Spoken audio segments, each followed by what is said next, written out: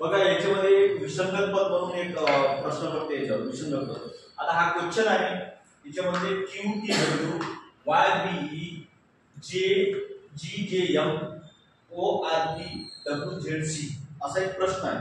तर या एक कोडिंग आहे याच्यामधून एक वेगळी काहीतरी आहे, एक कोणती तरी वेगळी आहे, विसंगत आहे. बाकीचे सगळे सारखे आहे, फक्त एकच वेगळी आहे अशी शोधायची आणि त्याला सर्कल करायचं बघून.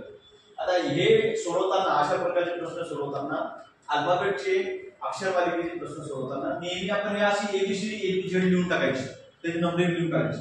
असं रफ पेज असते की रफ वर्क असते की त्याच्यात लिहून टाकायचं. असं लिहून ठेवलं तर चिटिंग नाही आहे, पाठ वगैरे करायची आणि लिहून ठेवायची. आता आपण याच्यातच काहीतरी सिमिलरिटी दिसते का ते बघूया. या प्रश्नामध्ये काय आहे, 5 आहे, 5 पैकी 4 सारखे आहे आणि एक वेगळा. तो एक कोणता वेगळा आहे तो आपल्याला कमी वेळामध्ये शोधायचा. आलं लक्षात? त्याला म्हणतात विसंगत. आता बघू आपण क्यू टी डब्ल्यू. तर क्यू कुठे आहे, क्यू टी डब्ल्यू म्हणजे क्यू आणि टी मध्ये 2 अल्फाबेट आहे, टी आणि डब्ल्यू मध्ये सुद्धा 2 अल्फाबेट आहे. ठीक आहे, हे एक पेअर झालं. नंतर दुसरं वाय बी ई. वाय काय, आता वाय वाय म्हणजे इकडे जाऊन बी वाय वाय बी आणि ई. वाय बी ई मध्ये कोणता हा एक आणि 2 याच्यामध्ये 2 आहे. बी आणि ई मध्ये याच्यामध्ये सुद्धा 2 आहे. म्हणजे या पेअर मध्ये सर 2 अक्षरांचा फरक आहे. मला 2 फरक आहे की नाही, 2 अक्षरांचा. जी जे एम. आता जी जे आणि एम याच्यामध्ये 2 आहे, याच्यामध्ये 2 आहे. 2 मधात अक्षर आहे, अल्फाबेट आहे, असं आपण शोधत आहे. ठीक आहे, याच्यात मध्ये सुद्धा 2 आहे. O R T. आता ओ कुठे आहे, ओ हा ओ हा आर आणि हा टी.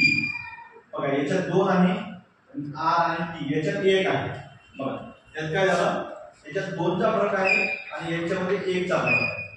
बरोबर आहे, एक वेगळं दिसते आपल्याला. हे 3 सारखे दिसते, ते वेगळं दिसतं.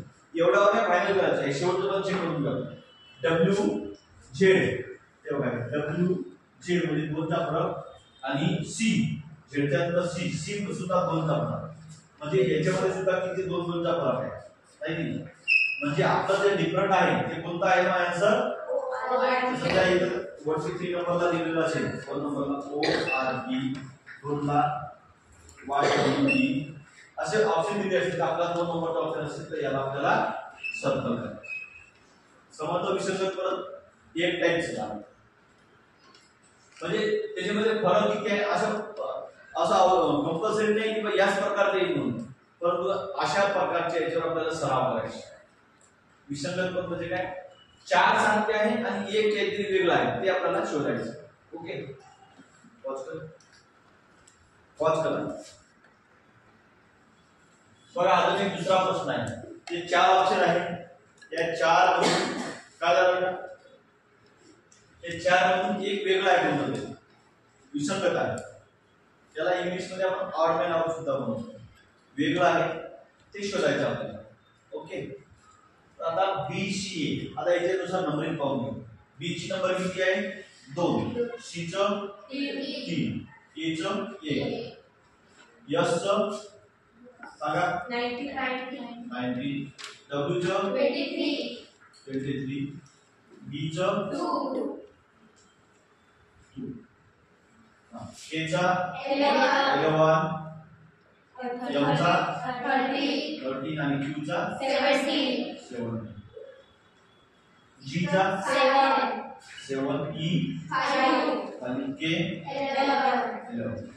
आता हे नंबरिंग लिहून टाकले आपण यांची, तर याच्यात काहीतरी सिमिलरिटी किंवा काहीतरी डिफरन्स दिसते का ते बघायचं आपल्याला. इकडे बसा बघा बरं, ऑब्झर्व करा काय दिसते तुम्हाला. नंबर्स दिले आपण. असं जर आपण विचार केला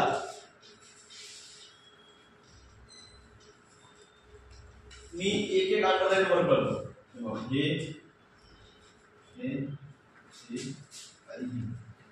जर असं या सिरीज मध्ये असं लक्षात येत आहे की प्रत्येक जे कोड दिलेले शब्द दिले आहेत, फॉर्मॅट दिलेले त्याच्या राईट साइडला मला काय कोणती नंबर दिसतात? ऑड नंबर दिसतात, मूळ संख्या म्हणतात त्याला, ऑड नंबर दिसतात. आता ऑड नंबर्स कोणते आपल्याला माहित असेल पाहिजे. 2 3 5 7 11 13 17 19 23 29 अशा 100 पर्यंत ते ऑड नंबर सॉल्व्ह करून घ्यायचे. हे पहिल्या टेबल मध्ये आहे, हे दुसऱ्या टेबल मध्ये आहे, हे तिसऱ्या टेबल मध्ये. असे ऑड नंबर लक्षात असले पाहिजे. बघा 2 सुद्धा ऑड नंबर आहे, इथं ऑड नंबर आहे, 17 सुद्धा ऑड नंबर आहे आणि 11 सुद्धा ऑड नंबर आहे. हे काय झालं? हा झाला ऑड, हा सुद्धा ऑड, हा सुद्धा ऑड. बट 1 हा ऑड नंबर नाही,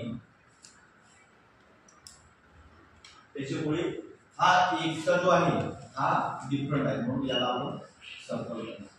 हा ऑड मॅन ऑड म्हणून याला आपण सर्कल करू. समजलं?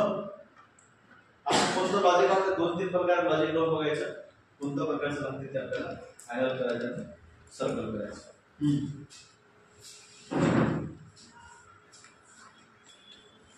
बघा आय तिसऱ्या टाइपचा एक्झाम्पल आहे. आता हे कसं सॉल्व करायचं ते बघूया. यामध्ये नंबर लिहून टाकू. ठीक आहे. सी चे किती नंबर होते? 3. डी 4 ई 5 3 4 5 एल 12 16 21 हां 6 8 10 I 9 12 15 अशा पण नंबर दिसणार.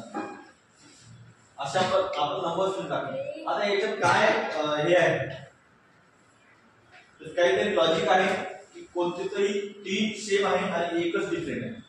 तो डिफरंट आहे तो आपल्याला आयडेंटिफाय करायचा आणि त्याला सर्कल करायचं. काय लॉजिक असू शकतो? बघा आपण पायथागोरस थेरम बघितलेला आहे. पायथागोरस त्रिकोण सुद्धा म्हणतात त्याला. म्हणजे काय त्याच्यामध्ये काय असते? पायथागोरस तर याच्यावर सुद्धा बघायला येत असते. म्हणजे हा जर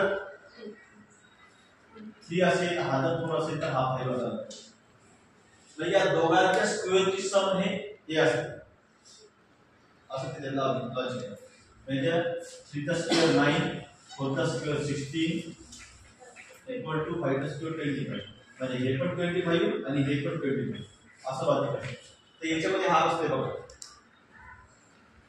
आता याच्यामध्ये हा असते का बघा. 12 चा स्क्वेअर किती आहे? असं नाही 12 प्लस 16 प्लस 21 असं नाही होणार. स्क्वेअर होणार त्यांची. मग स्क्वेअर रूट निघणार.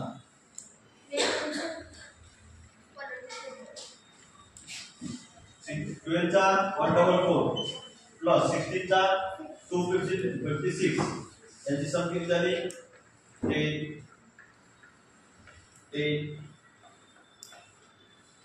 आणि 4 बरोबर आहे काय? चुकली आहे. आपलं हे स्क्वेअर लिहिण्यात चुकलं पाहिजे. 12 चा 144 आणि 16 चा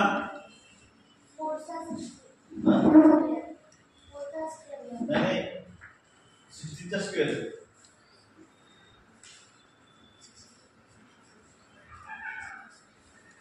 256 येते पहा. किती येते? 246 नाही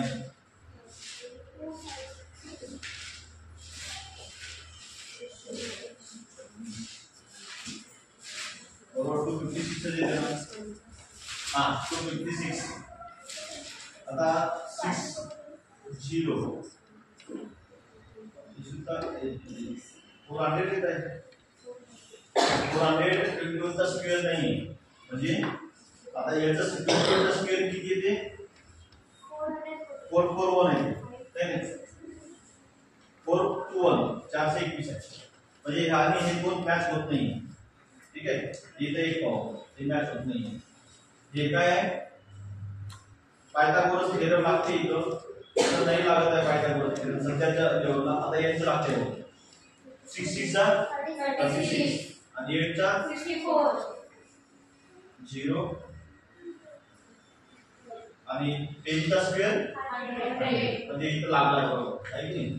तर इथं 9 चा 81 12 चा 144 5 2 225 आणि याचा स्क्वेअर 15 चा सुद्धा 225 म्हणजे हे जे आहे हे 3 जे आहे ते पायथागोरस थेरम चे आहे. ट्रिपलेट म्हणतात त्याला, त्रिकोण म्हणतात आणि हा एकच पायथागोरस थेरम मध्ये फॉलो करते म्हणून हा डिफरंट आहे. म्हणून याला आपण काय करणार सर्कल करणार. समजलं का? पायथागोरस थेरम आपल्याला काढता आला पाहिजे. ओके, या टाइपचं हे वाला होतं.